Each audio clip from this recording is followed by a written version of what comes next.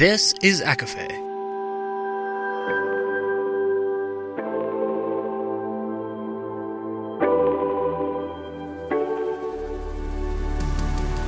Laura Marie and Jessica Marie proudly present A Court of Fandoms and Exploration, a podcast.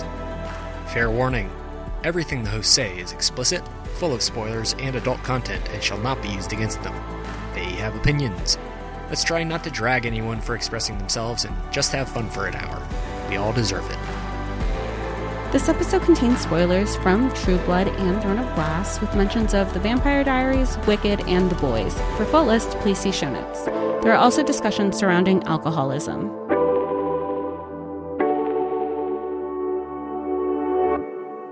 Hi, everybody, and welcome to A Court of Fandoms and Exploration, your weekly deep dive into the fantasy, literature, and fandoms that we love. I'm Laura Marie. And I'm Jessica Marie. And today we are discussing True Blood, episodes 1 and 2 of season 1. So this is the pilot and episode 2. Jessica Marie, please explain this. Well, True Blood is based off of the book series, The Southern Vampire Mysteries by Charlene Harris. And part of the reason that we kind of wanted to explore this is because this episode is coming out on National Vampire Day. And we were like, it's a National Vampire Day. Let's do something. And there's so much vampire context. We've loosely discussed the Vampire Diaries in some of our guest episodes, and we've definitely explored Interview with the Vampire.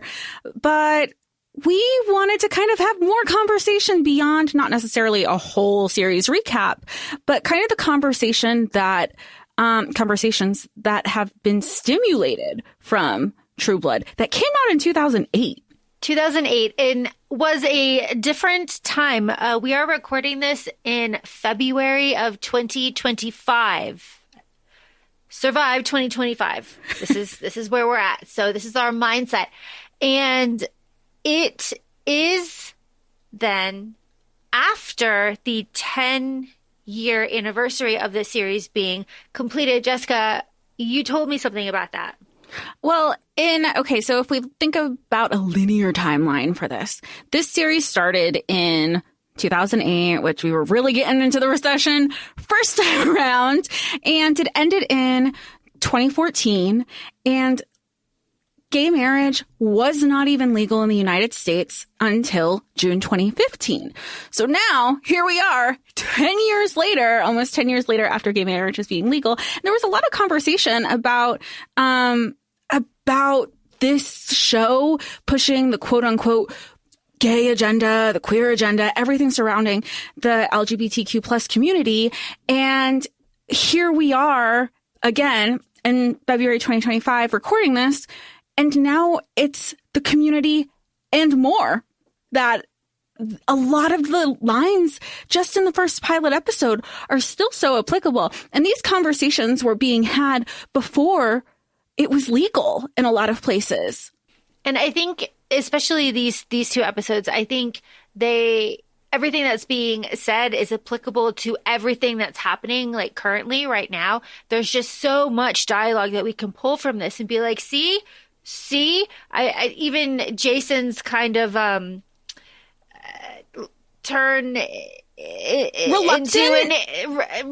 turn into a fucking incel is right here in these first two episodes.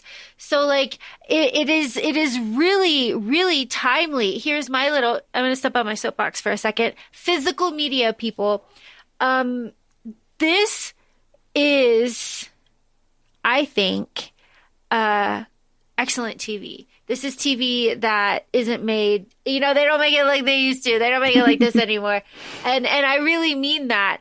Physical media, this is really important.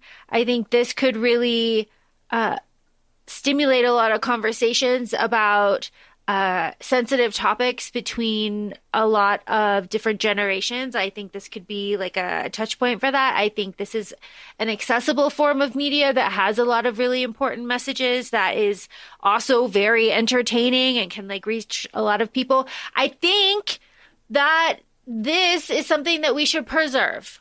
And I think physical media is the way to do that before this gets fucking wiped from streaming, because like this is too good for it to not be. You know what I'm saying? You know what I'm saying? Well, especially with the conversations, like we said, that are already being stimulated and that we're having before, you know, here we are like 20 years later. Yeah. So it's interesting. It's interesting. Here's also something, a little context. Again, we will talk about the 2 episodes, I promise. True Blood was out at a time where I was watching it in real time. I'm not afraid to say that. I was watching it in real time. Maybe not all of it. The end is a little wild. But for like a huge chunk of it, I was like clocked in weekly. Okay? Yeah. Weekly. So it is very interesting to reflect on, like, damn, if TikTok had been back then, like, what conversation, like, how much fun would that have been? Like, holy shit, every week, this new kind, you know? We haven't had something like that since, like, for me, Euphoria. Okay. Where it was like, you were just, like, locked in. Well, I'm sure the conversations were being had, it was 2008, on Tumblr, because I feel like Tumblr was the place at that time when this came out where this lived. Tumblr and Twitter. Twitter, it is Twitter. We're not referring it to anything else. In those spheres, mostly with like meme culture and people, reblogging or whatever. But to what you said, being locked in, I feel like I never remember watching every episode, but you knew the general context because a lot of streaming services didn't exist yet. Like, I think that was a time when Netflix was still strictly DVD, like mail DVD kind of thing. And the concept of a streaming platform for HBO, if you didn't watch or rewatch during an off week or an off season, like, you had to buy the physical media hoping you would get it and it would be released before the next season so you can catch up. Yes. Physical media. Okay. I'm done. No, we stay on our soapboxes. This is our podcast. Okay. True Blood. Pilot episode. Okay. Confession or reminder, listeners. I grew up in the South, as did Jessica Marie. We did not grow up in Bonton or anywhere near Bonton, the fictional town of Bonton. However, it is easy for us to slip back into our version of a Southern accent, and we will probably do that while we're talking about this because it's really hard not to, because some of this is so much fun, it's ridiculous. We were talking about this before we started recording too, because we collectively, off the record, but now on, I think as a society gave Austin Butler a lot of shit for his accent during Elvis and his work after that. But he was in that role for like 16 plus hours a day working with the dialect coach.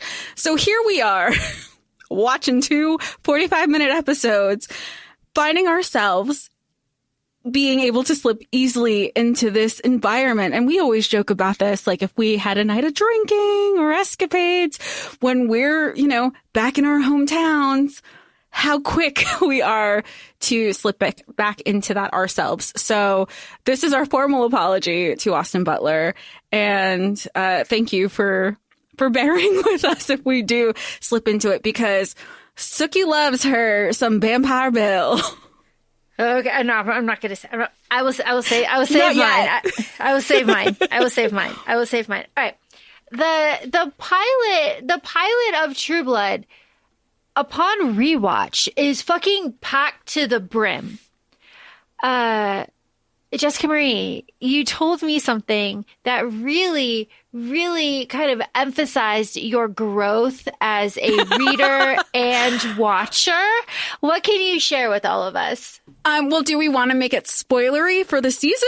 And we'll just, here's our disclaimer. Spoilers now for the next 30 seconds. So if you want to watch this, watch the season and don't want to be spoiled, go ahead and fast forward. At the beginning of this episode, the pilot episode, we find out that Sookie is reading people's thoughts. She's a telepath. Flash forward to the finale in one of the seasons, you find out she's Fae.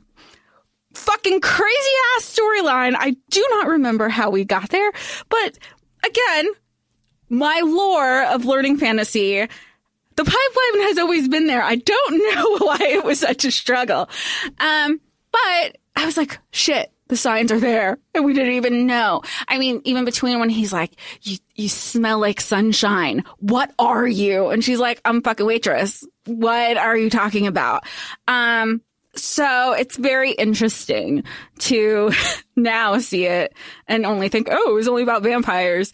And then how it's set up, it's, oh, you know, it's just like werewolves, even though we don't have exposure to werewolves for a little bit. So it was like, oh, it was there since the beginning. And they knew as TV writers because a whole book series had already been established.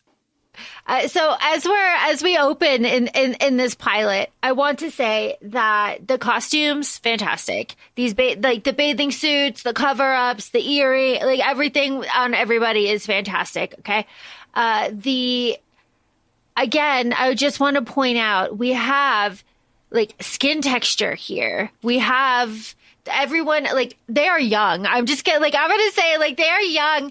And, like, Anna looks amazing, of course. But, like, we have the skin texture. We have the Jesse said, like, we're working in the kitchen. We're sweaty. We have things, like, our Sookie's hair gets flat. Like, it is just very nice to see real people in these old TV shows, which is fucking crazy to say. But, you know, iPhone face is real and is a thing. So, well, not everybody's teeth. Like, everything that you see is so, like, quote unquote Hollywood perfect now. People, it was just felt like you're watching real people. Like you said, the skin texture, the imperfect teeth, the hair. I don't think those were like wigs. That was her hair that would fall flat or couldn't hold a curl. You had some frizz because you're dealing with, you know, Louisiana humidity. It was refreshing.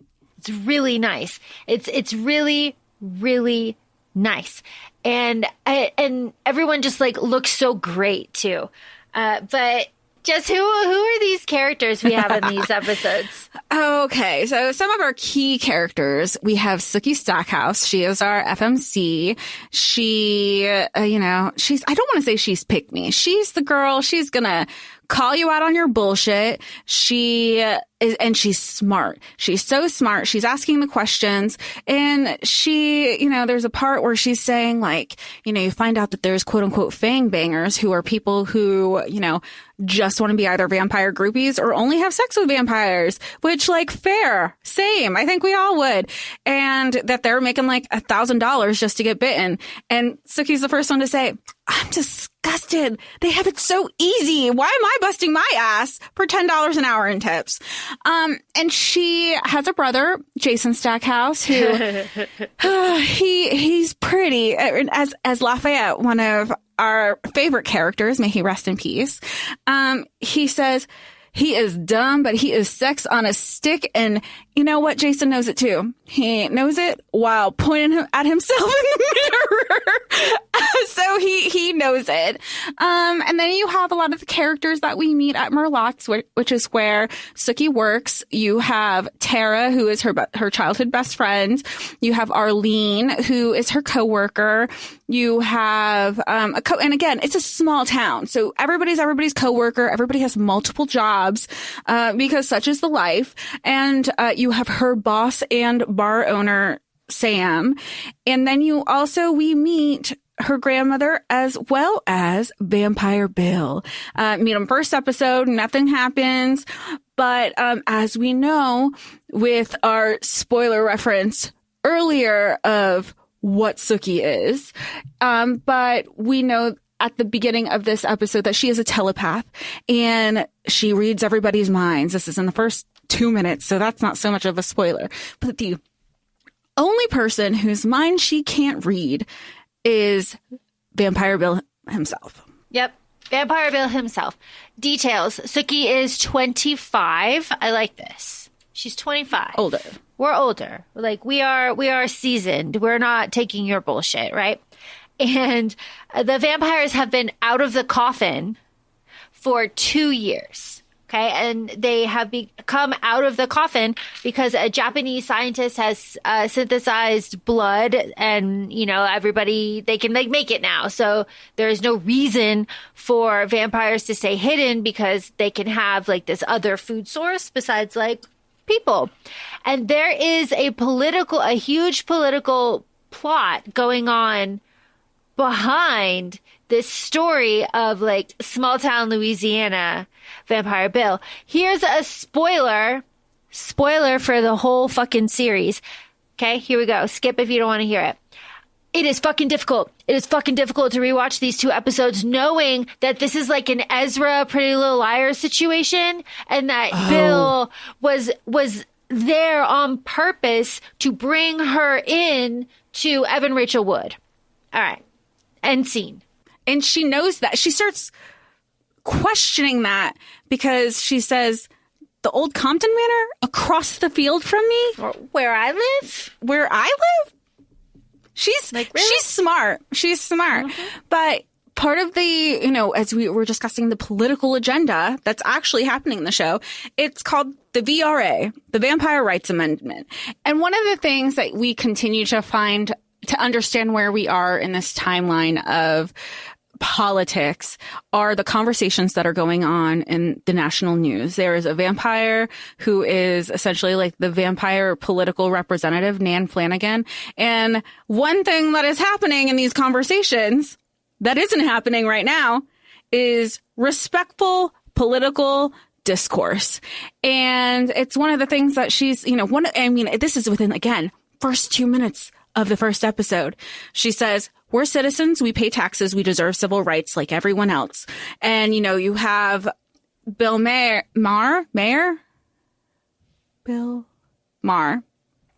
You have Bill Maher who says, well, doesn't your race have a sordid history? And Nan claps back saying, doesn't your race have a history of exploitation? We never owned slaves or detonated nuclear weapons. I mean, the facts just keep coming when it comes to VRA, comparing themselves to our human race. Okay, so we've kind of established that we really enjoy Sookie as the character in these first 2 episodes. I have to say that Bill looks really dumb. He looks really dumb in the slow-mo, like, sit down at Merlot's. Like, I understand why it's there, and like the music is telling us that like this is very important, right? Like, but here's the thing: as a seasoned watcher, I know what's coming, and like Vampire Bill doesn't do it for me. So all of this, like these close-ups, right? The music swelling of them, and like all of that, it's just like there's better choices coming. Sookie, just wait a little bit. Do you think? Because I feel like a lot of people were, and again, we'll keep like loose. Some of it's going to be heavy spoilers. Some will be loose spoilers. We know that at this point, we're going to have Vampire Bill and a choice between another vampire. And at this point, like, do you feel like this person is always shown to us during the series? So if you didn't think he was conventionally attractive before because of the repetition and because of the storyline, you're like, I could see it, because I just personally, I don't remember ever being hung up on Bill, but I feel like there were people who were. Well, I mean, she married him. She had kids in real with life. Him in real life. She sees something about him. She saw something. I don't know. I kind of see it the way Sookie sees it. This is a confirmation of. This is how I see it the way that I think Sookie sees it. And Sookie, a person who is not ordinary, sees another person for the first time that is her kind of not ordinary. And being with that person, all things go quiet. And this is like Tamlin, right? This is our first experience of this kind of peace. So why not cling to that first, right? This is just that, that's a tale as old as time, right? Right. So like that's kind of like what this is. And Sookie fights, right? She fights and fights and fights for him, as time goes on. So it is interesting that, the comparison of like, you have to fight for your peace of mind. You have to fight for your own peace. Like that he is hers in this moment. And he is her peace time and time again. And we see this in the first 2 episodes. And he's even saying, you know, making comments like, everybody's looking at you. And she's like, people are always going to look at me. Aren't you worried they're going to talk? People are always talking about me. Like, I am no stranger to the likes of a small town, and this small town in particular. Oh, you bring up such a good point, because Sookie has found her peace with Bill, right? But Bill is like, you know what, Sookie, though, actually, I'm trying to make a life here. Bitch, I do care what people think. I'll see you later. Peace out. Later in the episode, Sookie is like, Bill, you're not a very good vampire. Spoiler, he's not. He's not. In lots of ways, he's not.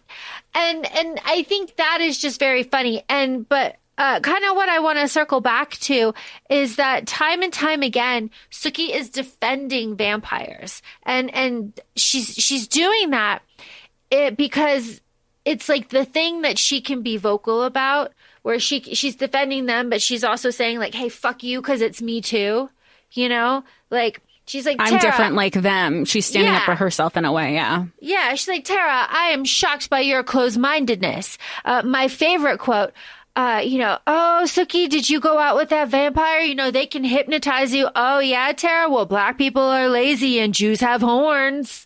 Yeah, when she's calling her out on like, look, this is what you sound like. You sound like these other people who create stereotypes and like nastiness towards a group of individuals that they aren't comfortable with. And she even says that a time or two where she's like, Gran, I think Jesus would like why is all this negative discourse? This is just, you're unfamiliar with people. They're just like you and I. Yeah. Yeah. And also she's like, well, I just happen to think that judging one person or judging a whole group of people based on the action of a few it's not more. And she says it's not morally right. Like she says it like it's not morally correct. She doesn't like dance around it. And Sookie stands up time and time again. And she says, like, again, I'm disappointed in you. How dare you? I love it. She's fucking vocal. And it is nice to see someone vocal. I feel like a lot of people aren't very vocal anymore. No. And she's doing it. And she's the only one arguably doing it, right? You know, like her grandmother kind of is like, an old Southern woman is keeping to herself, taking care of the house, making sure her grandkids are fine, and her grandkids take care of her in turn. But she's very, like, her heart is there. And it's so funny with Tara because Tara will stand on business, but still be closed-minded, but stand on business for, like, microaggression and misogyny. So everybody is learning how to navigate this new world, I say in quotes, that they're in now that the vampires are out of the, I was going to say closet, out of the coffin. All right, one of the subplots going on in this episode is that dumb Jason has been having sex with everybody he can see, and he got... All right, here's the thing. Jason does like a slow descent into incel, right? That's what happens here. Like he gets... Spoiler for this season, at the end of this season, he gets approached by the fucking right-wing church, right? That's the end of this season. And so Jason starts off here with the girl that he's having sex with. He notices that she has fang marks on her. And then he starts asking questions. Like, why are you asking questions, Jason? You're not that smart. Stop asking. You don't want to know. You don't want to know these answers. He ends up watching a sex tape of the girl he's having sex with a vampire that she said she had money for. And it's scary. He's a scary vampire. It's very rough.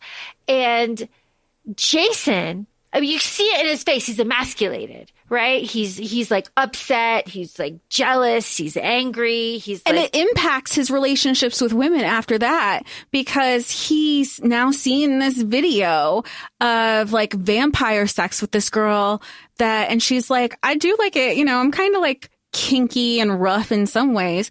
And he's trying to measure up to this vampire because then another girl that he goes to hook up with has fang bites too. And here's the thing, like fang bites don't mean that they're having sex. People are just like, I want to try it. Seems fun. Like have my blood. I don't care. And he's like, oh my God, every single woman. Now I have to try to match my energy to these like masculine vampire. Cause like you said, he feels so emasculated. Now he's trying to measure up and he just like, they just like, men annoy me. Incels annoy me. So what happens? I mean, it's all textbook. He's overcompensating with this girl and he chokes her. And she, though, is also very mean and pretends to fucking die and doesn't say anything and lets him leave, thinking that he killed her. He's also fucking stupid because now you left a dead. He's stupid.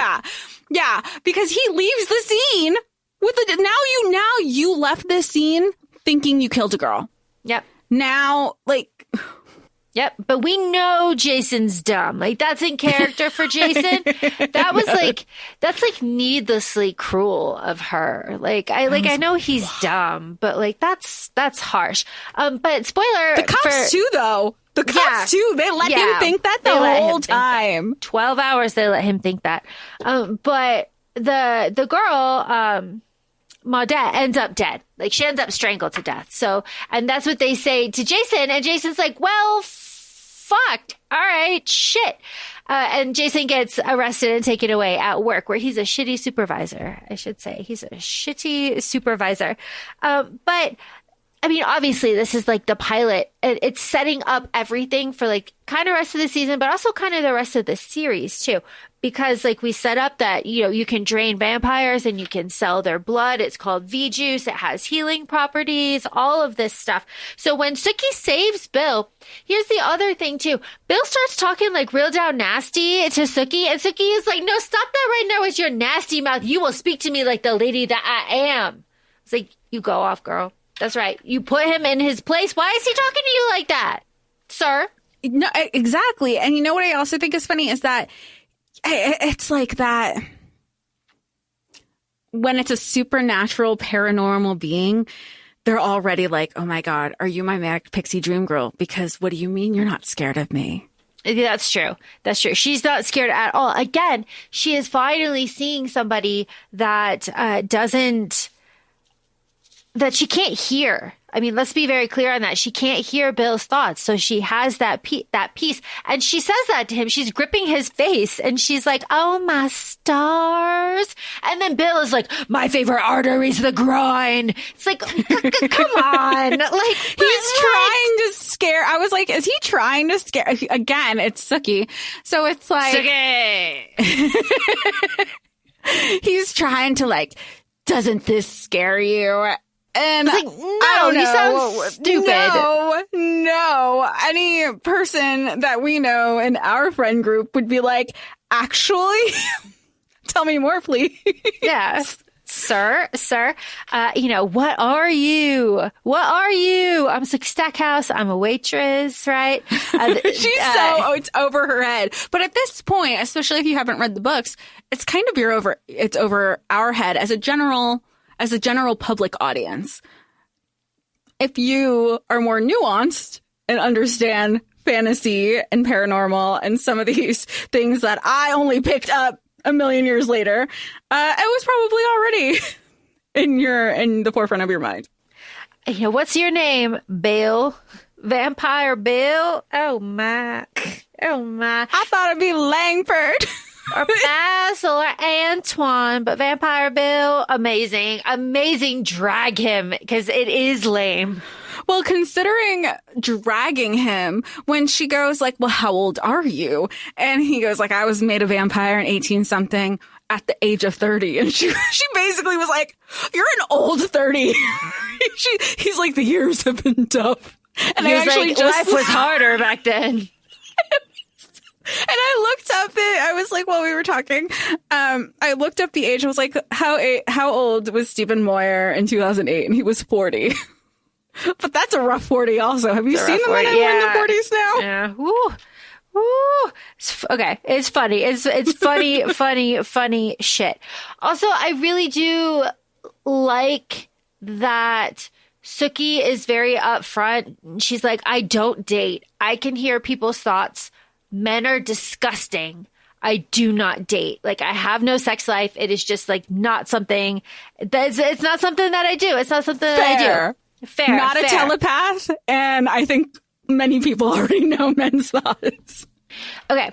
Here's my confession to you, Jessica Marie and listeners. The first time that I rewatched this, I watched this twice. First time for vibes, second time for notes. You know how I do. The first time, I forgot that good old Sam, spoiler, turns into that dog. I forgot about that. I did too, completely. And it wasn't until the second appearance of the dog, not when he was with Sookie and Bill the first time. I was like, okay, the dog. But then when he reappears in episode 2, making sure that she was okay, that's when I was like, that's right. That's right. And then you have the pan out of like the dog looking over the little blonde girl. Yes. Oh my God. On the nose there. A little on the nose there. Just a little bit. But Sam, when Sookie comes back after saving Bill and having this like vampire Bill conversation, Sam's like waiting out front, right? He's like, Sookie, thank God. And then later, because he asked Tara to cover the bar when he ran out after Sookie, when Sookie realized that the rats were going to drain Bill. Okay. But later when Sam is talking to Tara, he was like, well, I mean, like $20, like you only cover bar for like an hour. So like, if you think about it and you don't know, spoiler, that Sam's the dog, you're like, what the fuck were you doing out there for an hour, Sam? Just like wandering around, standing out front? Like, it doesn't make sense if you think about it. Oh, like watching it go down. Yeah. Like, no, you were the dog. You were barking at Bill. Like you were doing stuff. That's why you had to run back and be out front. Like, but you know that Bill clocked it too, because immediately, and he's like, he knows that I'm a vampire. Yeah, it reminded me of like Throne of Glass spoiler when Rowan's like, okay, shifter, you know. So that's what that kind of reminded. He was like, he likes you, and so he's like, oh, he's just some local dog. He must live close by. And Bill's like, yeah, I bet. I bet he does. Shout out to Sookie's gran. She's a real one. She doesn't judge. She puts Jason in her place. Did you like him, Sookie? Did you like him? Like, did you want to be alone with him? I love it. It's so good. It's so good. She's so sweet too. You know, she's very supportive. Excellent. Sexy dreams. We love sexy vampire dreams. I like how supportive Jason is immediately, because like Jason comes rolling up the next day as Sookie's like laying out in her bathing suit or whatever, and Jason's like, I heard you beat up some people, and Sookie's like, yeah, I did, and did you know that he pulled a knife on me? And Jason does not hesitate. He goes, you want me to get him? you want me to kick his ass? And Sookie's like, no, I took care of it. Yes, I did. And he might be dumb, but as of right now, he goes hard for his sister, because this isn't the first time in the first 2 episodes that he's really like defending her honor. And I say that in quotes because, like you said, he's ready to kick her out. No questions asked, because he didn't hear the whole story. He's like, I heard that she's just mad at you because of X, Y, and Z. And she's like, but they didn't tell you how it started, right? They didn't tell you all this stuff they did. And then even when he's down into questioning for the death of Maudette Peters, they were like, well, your sister's been hanging around with some vampires and like basically going on, hooking up, whatever that was implied. And Jason was like, keep my sister's name out of your mouth. Sister is not going around with any, because I don't think it wasn't so much it was the vampire that they were talking about. It was, how dare you try to say my sister is sleeping around. And this show, what came out in like this middle ground in media where you had people trying to shift the conversation of, female sexuality, sex positivity. And the show is in this deep South Southern context of purity culture. And all of that is given in the context of just like even the show, the discussions, the Baptist church, Christianity, the different religious groups. And so you're having this like purity culture, and you could only be quote unquote good if you're pure, but you have women who are trying to own their sexuality like Dawn and Arlene, and leaning into, like, even Sookie was like, I put on makeup because I get paid. Yeah, I get more tips, and I get better tips when I act dumb, because it's just like men are dumb. So we have to, women are the next. We're going to control this whole thing. Yep. Yeah, we love it. We love it because women control the whole thing. Gran is the one who breaks the news to Jason that Maudette is dead, right? I love where Sookie kind of sees through all of the bullshit, and she goes and she touches Jason and hears that he thinks that he did it, and he like rips her hands off of her, and he's like, don't you do that to me. I am your brother.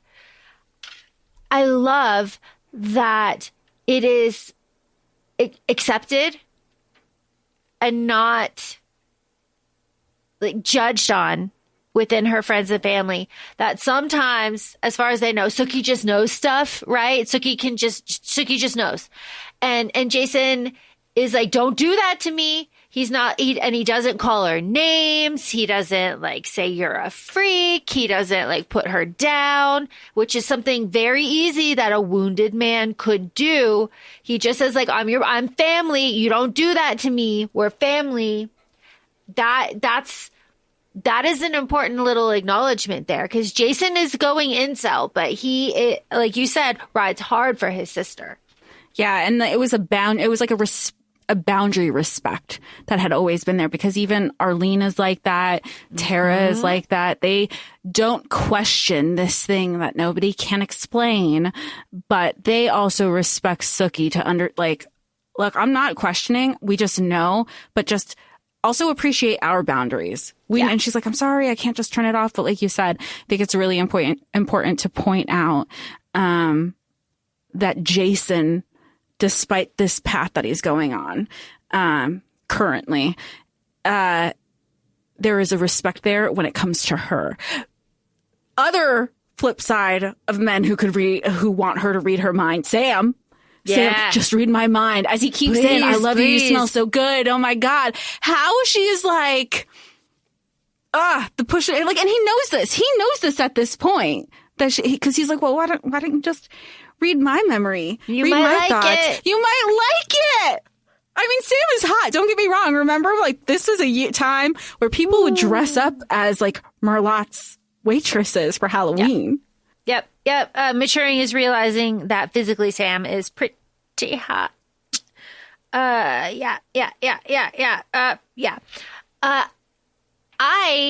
Jessen, you brought this up. What? I don't know. Sam is 1 one step away of leaving Sookie. Hey, Blake. Hey, Blake. Oh, he absolutely is. I know it's like 2 in the morning. It would be like, I know you just got off work. At like 1:30 or 2 in the morning. I know you just got off work, but I just had to. Amazing. Okay.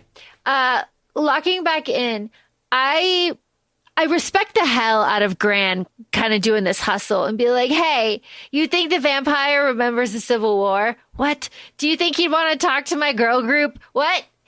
That is so out of left field that it is funny, because I love that is the first. It wasn't even questioning that he was a vampire. She was just like, so he probably knows all this stuff. Yeah. Yeah. How can I use this? This would be great. Direct from the source. Yeah. I mean, it's funny. It's very funny. And Sookie's like, I guess, Gran, like, I guess I'll ask him shit. Like, all right. And before she does ask him, we have the stupidest shot. It's just so fucking dumb. It is the slow-mo shot of Bill sitting down in Merlotte's, man spread to fucking hell, looking at her like, hey. And in the one single table in the middle of the floor. What is that? That's insane. But everybody, when she he comes in, obviously she sees him and she walks down to him. And I love this scene though. So I'm bringing it up. I love this scene because he looks so dumb, but she is walking towards her piece, right? Like her piece is right there. And she has to walk through all of these people's horrible opinions of her to get to her piece that she is choosing. What do they say? They say, I mean, even her best friend is judging her. She's like, look at her, like she's walking down the aisle. Like she's walking to her wedding. Like, how dare she do this? All the Stackhouses are trash. Like, she's hearing all, like, the thoughts of all of these people. And then she finally gets to Bill and she touches his hand and it all goes away. Right? And of course, he's in the middle, like, the table by himself to, like, kind of emphasize that they are alone on an island there, but she gets her piece. And then this is, Bill is like, yeah, everyone's looking, and Sookie's like, no, everyone's looking at me because my brother is like, for murder, whatever. And Bill's like, okay, cool. I don't want to be like seen with you then. Actually, do you not realize how hard things are for my kind right now? Yeah, like I don't really want to be around that, but I will meet you at 1:30 so that you can ask me the favor for your grandma. But then that's when Sam grabs her and throws her in the office and is just like, "What the fuck you doing? What the fuck you doing?" That was aggressive as hell. Yeah, that was not cool. Like, screaming at her. Yeah. Fair that Sookie just like bursted into tears. Oh, absolutely. After questioning, she's like, so what the fuck does this mean? Am I fired? Yeah, and then she bursts into tears, and then he's like, "Oh, share," and gives comfort, and then it's like, "I want you so bad, you smell so good, I love you, I love you, I love you," all that stuff. But then, like, Tara busts in there too, but then Sookie gets mean. She's like, "You know what? Fuck all of y'all. This is my decision. Tara, Jason is never gonna care about you the way that you care about him. So just fucking stop it. Stop it. Both of you, shut up and stop bossing me around. I decide what I do, not y'all. Fuck you. I'm out." Which she was done with it, because also at this point, all of this has happened after she once again heard their negative thoughts that they were thinking about her, and she was just done with it. She was like, and like, they're also I feel like it was also that moment that she's hearing their thoughts competing in her head at the same time, but they're just looking at her. So for her to snap at them in a moment that to them, the room is dead quiet, is also like another layer to them realizing whatever skill set she has, it's legitimate because they're not questioning it. Tara knows. Tara's known since childhood, but Tara's like in love with her best friend's brother trope, except it's unrequited. So she takes any single interaction with him as good, bad, negative, it's toxic as hell. And she just feels like, let all these bad things happen. I could be the one to comfort him. I'm like, okay. If you think you can fix them, go for it, Tara. But you can't. You can't. Bill is not there when Sookie gets off work. Sam's like, I live nearby. I'll wait with you. She's like, no, go home. Cool. And then live nearby. His trailer's next door. His trailer's next door. He's in the same parking lot. And then Sookie gets the absolute shit kicked out of her by the two Denise and husband and wife. Matt. Yeah. Denise and Mac. And that's how the episode ends. Episode 2, it's a cold open. They're still kicking the shit out of her. It's graphic as hell. I feel bad. Yeah. It must hurt, like, real bad. Like, real bad. Yeah. And then, what is it? One, she finds the chain with the last resemblance of strength, I'll say in air quotes, and not even a chain, grabs his leg. Mm-hmm. Husband rat, and wings him against the tree.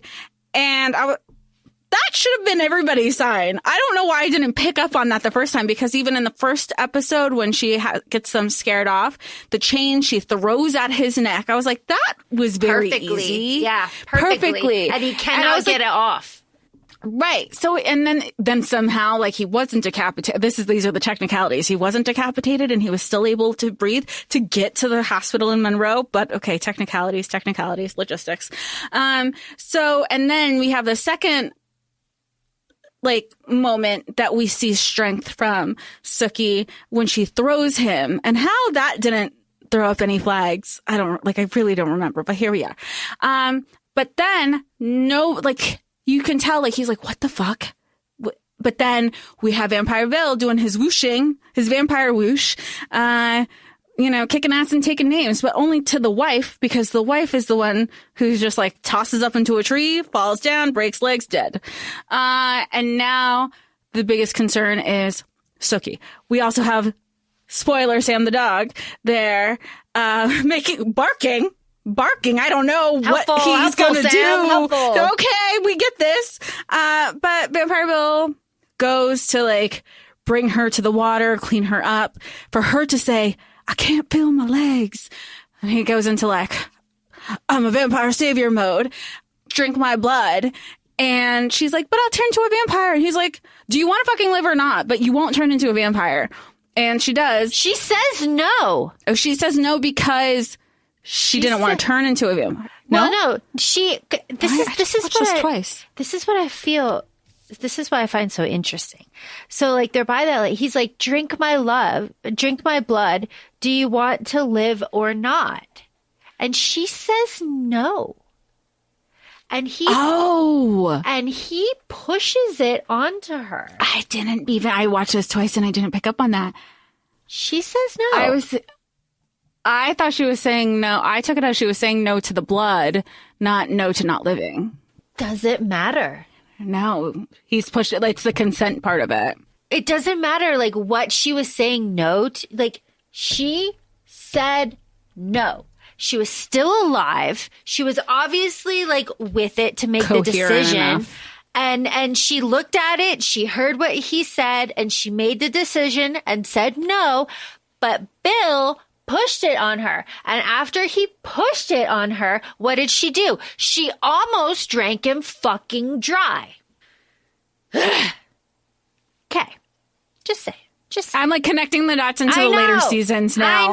I know. It's all there. Yeah, it's all there. It's all there. But again, as she is drinking a fucking lot, the music is swelling, right? Like, this is an important moment, right? You know, whatever. It is like, and then she wakes up and, like, Bill's, like, licking her head. Bill, are you fucking serious? I laughed. I was like, licking her like a... You look like a fucking weirdo. Yes, I was laughing. I was like, oh my God. And I like how Sookie's like, Bill, you were just licking blood out of my head. I don't think we get much more personal than that. Like, hell yeah, Sookie, you fucking tell him. Like, if I woke up to Bill, like, licking blood out of my head, I'd be like, all right, I've got the ick. The ick would have happened so fast. I've got the ick. I don't know. I think the ick would have happened so fast, but yeah, the ick would have happened so fast. But now that I have confirmed that I can't hear vampire thoughts, I would start hitting on vampires at the vampire bar in Shreveport. Oh, hell yeah. Ooh, okay. While all of that is happening with Sookie and Bill, Jason finds out that he has not accused of murder, and he utters the line, Andy, I'm not that smart. And Andy and Bud are just like, fuck, he's not that smart. Even, Jason is this, he knows he's not smart, but hates that other people know that he's not smart too. Yeah. So that's happening in the background. Also, it's established that Tara hates her home life and that her mother is an alcoholic and that she and Lafayette party a lot together. That is also established. Jason's, okay, here's the thing about Jason. I think he's got mommy issues, right? Because their parents died when Sookie was like 8. And Jason goes to Dawn after he gets out of jail and just starts like all up in her titties like right away. I was like, damn, Jason. Crying. You don't understand what I thought I was going through. They had me think that it was. I killed her during sex. Like, Jason, this is another. Okay. It reminded me of, and what was it? Not How to Lose 10 Things I Hate About You, where he starts like nuzzling up against her chest, and Julia Stiles is like, get off. Okay, we get like, that's what that reminded. She's like, are you okay? Are you okay? And they're like, just stay here. And she's like, never mind. That would have been better for Dawn if she was like, okay, life is so hard for you. Yes. Okay.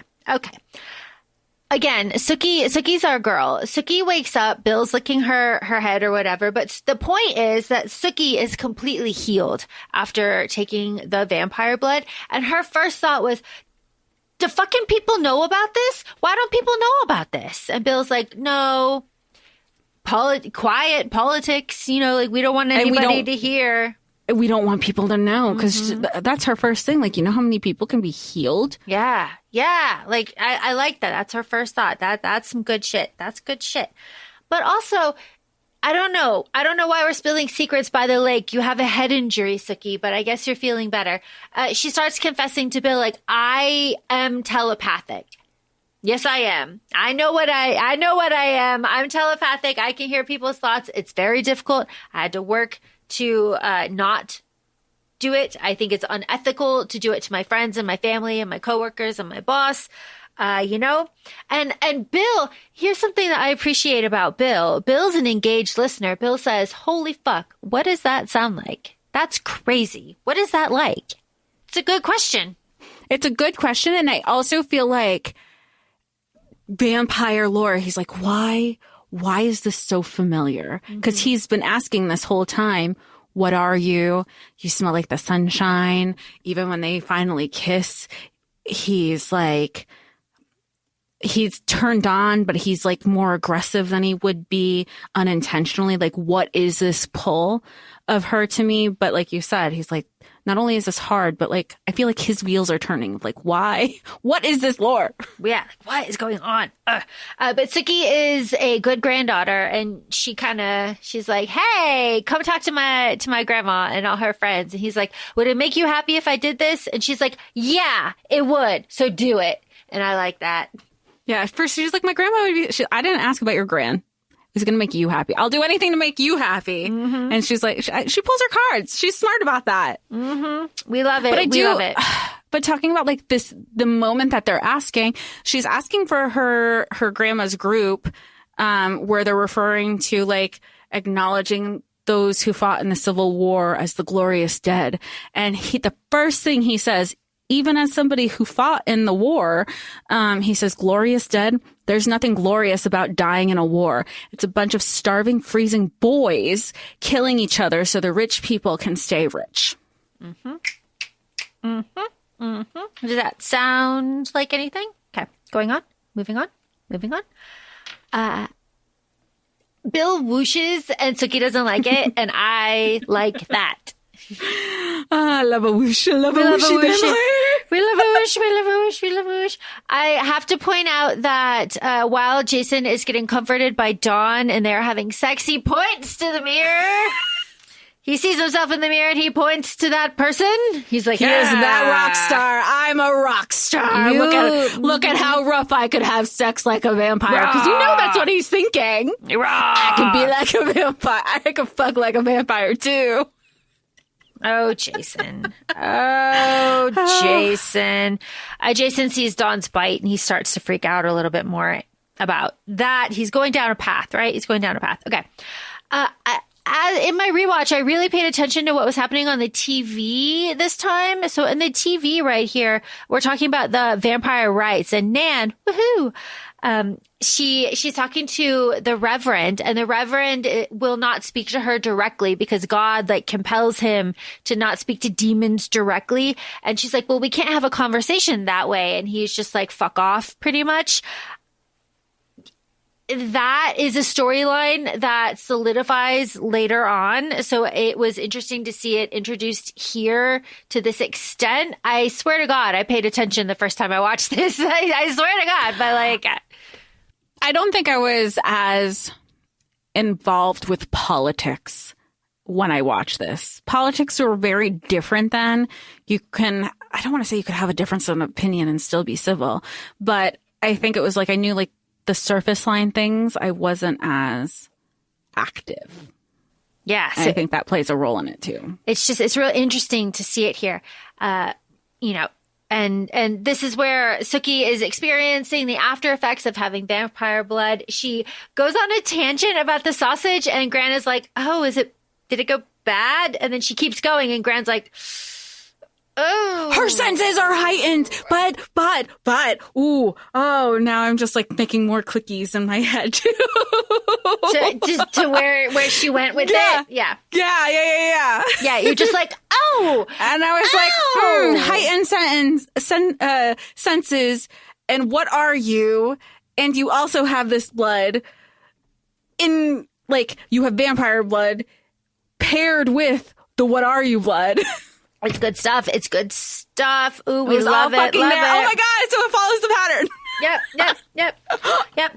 Yep. Tara comes here, and like Jason shows up too. And this is where we find out that a tornado has touched down, and Denise and Mac, Rat, whatever, are dead. Boo-hoo. Sookie goes to the wreckage. This is where she tells off Andy and Bud. We love that. Sookie, don't go down this path. Well, good thing for you. You don't have to watch. Fuck off. We love it.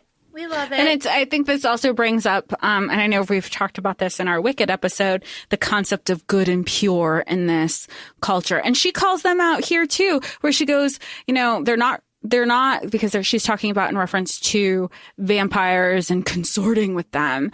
They're really not that different from you and me if you've bothered to get to know one. And also, because the cops are like, your grandma know you're out here? Or no, the coroner. And she's like, ooh, you know what? But I'm sure my grandma would just love to know that you think that she's not taking care of me. I love Sookie has not one problem with confronting authority, because also she's been in the same town, same small town. These people, like she even said, she's like, hi again. You know who we are. Yes, you are the person who told me that my parents died. Let's not forget our history. So she's also like, how can I respect you? It's like when you do go back to a small town and you find out somebody is like running shit and has something. You're like, I saw you. You shit your pants in first grade. Fuck off. Right. Yeah, like I can't take you seriously. Nobody can. Shut up. I love it. All right. Bill shows up because he's a gentleman. He shows up when Sookie is sweeping her porch. I'm sorry, it's dirty, Sookie. You need a better broom. I was going to say, I thought it was funny that I remember having you had an indoor broom and an outdoor broom, and the outdoor broom was always for the porch. Yeah. But the broom is a shitty broom. She needs a better broom. It's a bad broom, Sookie. Yeah. You need a better broom. Bill arrives as he does. I like that Jason is aggressively eating sandwiches in front of Bill because Bill doesn't eat. He's just like, bah, bah, bah, bah. Look what I can do and you can't. Yeah. Bah, bah, bah, bah, bah. Bill tells us the history. He knew the Stackhouses. He knew Jonas Stackhouse, all of this stuff. And this is where Jason is meeting a vampire for the first time. And this is where he starts to spew. He's like, you know what? You think you people deserve special rights? This is where he really starts to dig in about his behavior. Well, I thought it was an interesting approach where Gran was saying oh, how she can't wait to know the history. And Tara's like, what is so great about that? There were slaves. He's straight up telling you he doesn't even know his slave's name. What is so wonderful? That, I really love that Tara's like, why do we need to go down this path? Like, there was nothing good that came out of it except for, like, the South losing. So, like, yeah, Tara's like, why is it so goddamn interesting? Like, you want to know about everything, anything about that time period? Like, it was all ass. Like, is basically what Tara is saying. And I think it's funny. But Gran is being very earnest. She's just like, just anything. Anything will give these old ladies, like, something, right? Like, she's not thinking. I mean, but that is Gran's privilege as an old Southern white woman, you know? Yeah, old Southern white woman whose, you know, family built that house, you know, centuries ago, right? Yeah. Like, that's the whole thing. But Jason really shows his ass here with the line, it's called, "This is how we do it." It's called, "That's how it's always been done." Jason, we know you're dumb. You don't have to be like this too. But this is part of Jason's story. But oof. Of course, Bill takes it all on the chin, as he should. Asks very respectfully if Sookie wants to go take a walk, right? Care for a walk. She can, you know, that's her decision, Jason. Yeah, Jason, shut up. It's my decision. I love it, Sookie. Put him in his place. It's so good. Gran put Jason in his place. Gran, you made me look like a fool in front of the vampire. Jason, you don't need any help looking like a fool. She loves her grandson, but we'll still clock him. But she knows her grandson. Yeah. You know? She loves, but she loves also her grandson, but she knows her grandson. Yeah. We have a nice walk and talk.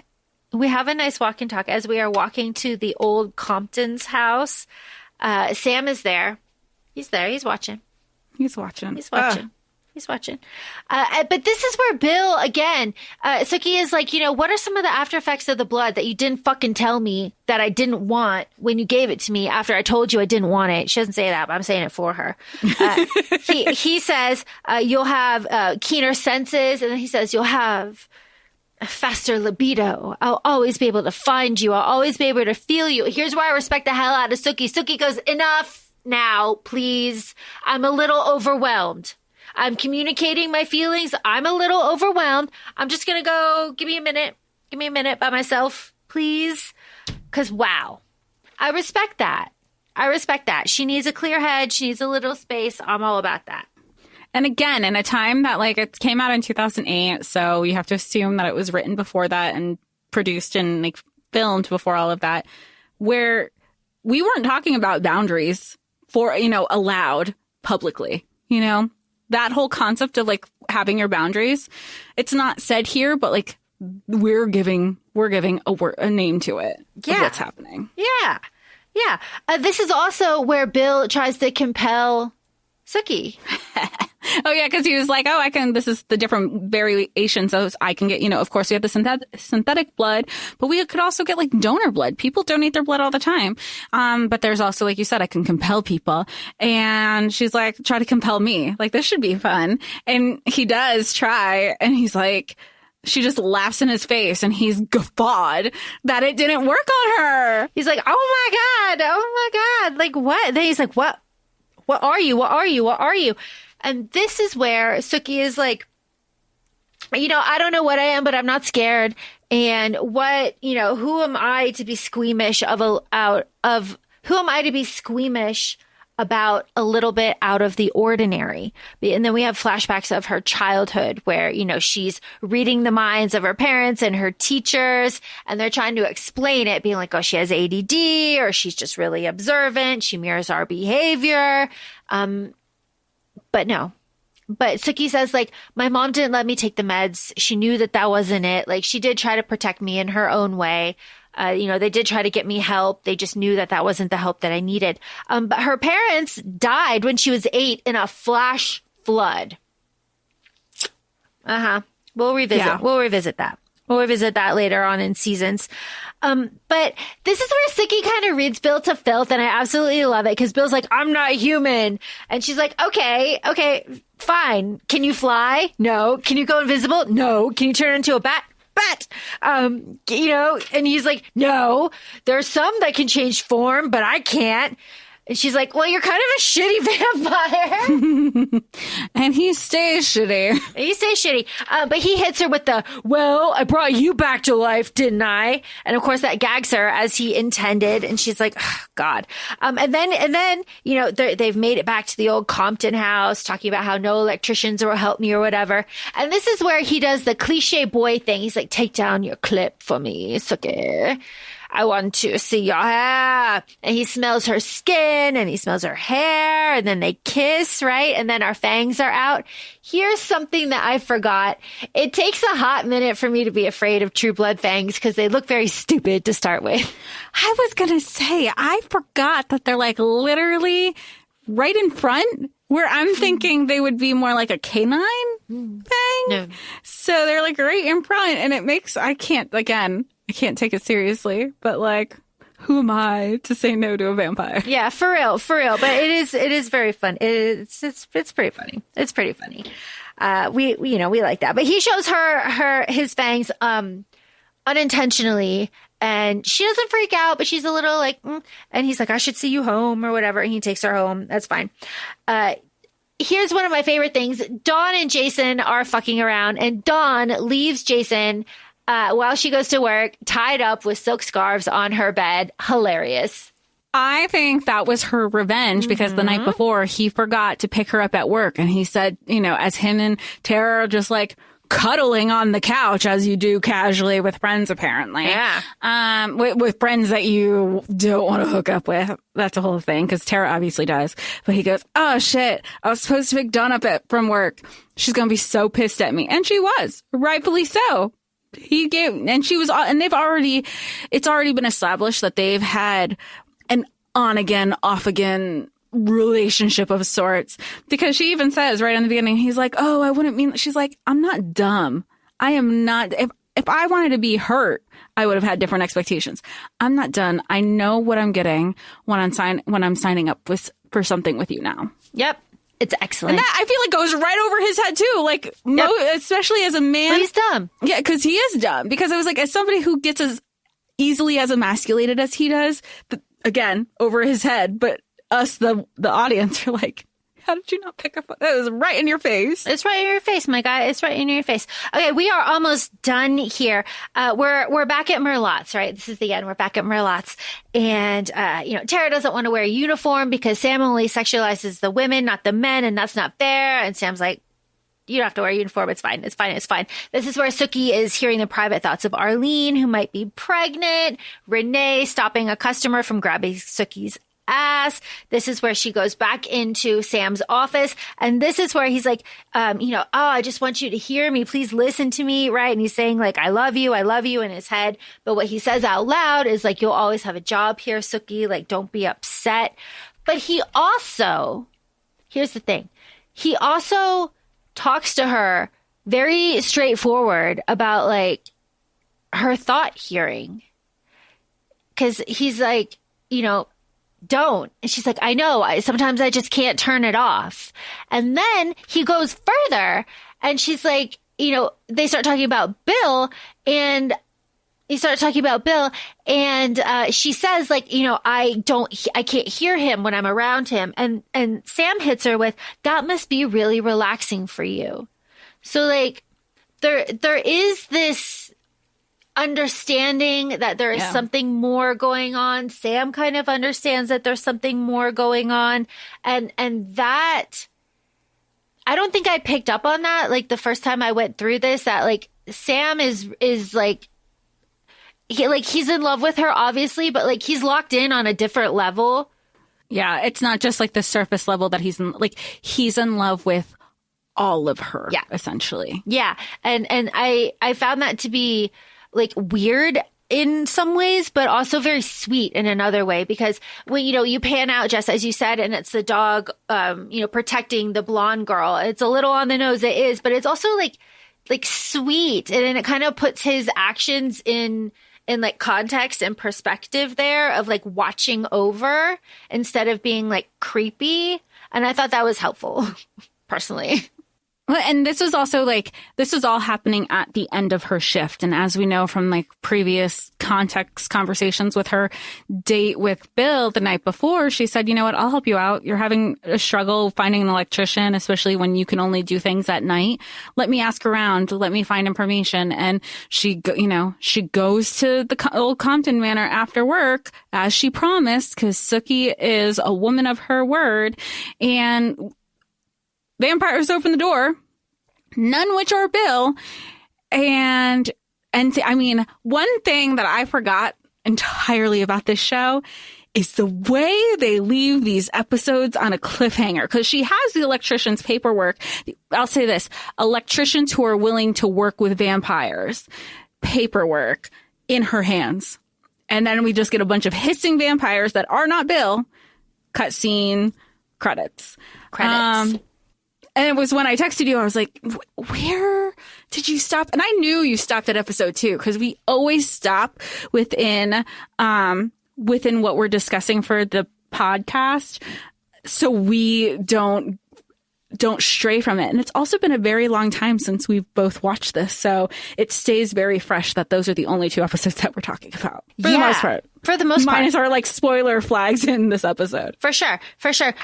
We should mention that there is a TV screen here, and it says anti-vampire activist, wife and child killed in a accident. That's playing in the background. And Sookie's looking at that and she's like, huh. And it winds up being, it was the person who was who had conflict, who was refusing to speak to Nan on the political show. Yep. And one of the vampires that opens the door at Bill's is the skull tattoo bald vampire guy that has just been tormenting the shit out of Jason. No, in his head, obviously not. Yeah, he has no idea that he's on repeat in Jason's head. Yeah. Oh my gosh. And those are the which is a creepy fuck. It's not the fact that it's aggressive. It's just the weird. It's phasing. This particular. It's just it's weird. It's weird. Okay, those are the first 2 episodes. Really excellent, very timely. I was shocked and gagged at some of the stuff, some of the quotes, some of the things that Sookie was doing that was just so atypical of a lot of the female MCs that I've been exposed to recently. It was just damn, this was TV. This was the standard for a while. This was the show. Wow. This was I don't want to say peak HBO. It was before all the drama and buyouts and everything that studio has worked with. But this felt like True Blood was happening live time. Game of Thrones was happening live time. There was also where some people would buy their subscription for a season. People kept their subscription because it was constantly rotating quality shows. And these were full 45-minute episodes, 12 episodes a season. That was the standard for HBO at a time where regular primetime television, those seasons were in the episodes of they were still an hour, 45 minutes an hour episodes for 20 something seasons. This was typical for HBO. Do you, watching these first 2 episodes, do you feel like you want to jump back into and do a full rewatch now with everything that you're shit. I do, because it was fascinating to see where they laid the plot lines in these first 2 episodes and to see where they go and, to pull on them, and you can kind of see. And I remember big plot points that happened throughout the entire series, but I don't necessarily, like you said, remember how we got there. Right. And knowing that there's a big politics portion coming in from both angles is very fun. And again, I don't quite remember how we get there, but I remember specific scenes. And I would love to see Eric again. Oh, I can't wait to see Eric again. And Kristen Bauer. Yeah. She's and more Lafayette. Because Lafayette, I think when I first watched this, and I think you knew, he was always my favorite character. Mm-hmm. Still my favorite character. It was really sad when we found out that he passed away in real life. I can't remember if his character died on the show because he passed away after the show had ended. Everything about the show. And like we said earlier at the beginning, how timely and applicable it is to even a wider group of people now than from when it was first discussed, when it started in 2008. Yeah, and it's much more accessible now. A lot more people can watch it now.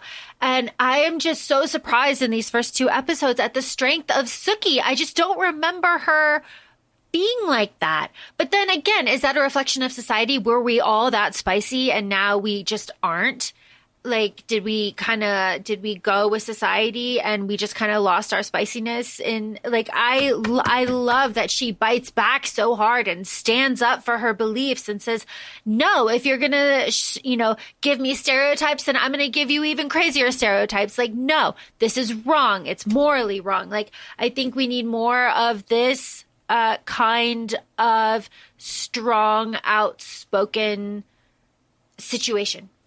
Well, it's like when we talk about like books are reading is inherently political, or when you have, I think of The Boys as a great example too, where you have this dialogue right in front of you and sometimes people can't see the conversation that it's happening, and then they don't realize that the media is mirroring what's happening and how you can be so in one vein with the media that you're consuming, but your personal thoughts go against everything that you're supporting in the media that you're like, I'm watching the show.